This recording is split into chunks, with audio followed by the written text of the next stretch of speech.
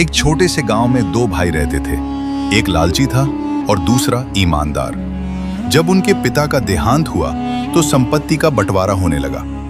बड़े भाई ने चालाकी से सब कुछ अपने नाम कर लिया, अच्छी जमीन, पैसे और मवेशी, सब कुछ। और छोटे भाई के हिस्से में आया सिर्फ एक पुराना सा टूटा हुआ घर। लेकिन छोटे भाई ने कोई शिकायत नहीं की। वो चुपचाप मेहनत करने लगा।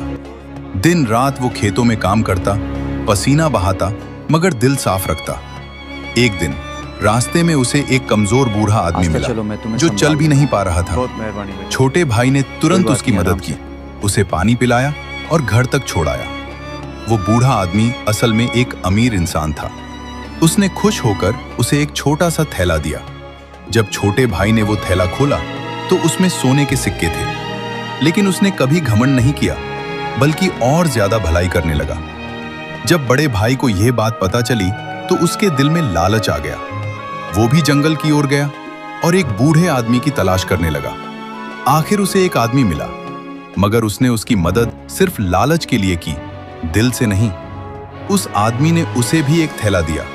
बड़ा भाई खुशी खुशी घर आया और जैसे ही उसने थैला खोला, अचानक उसमें से सांप निकल आए।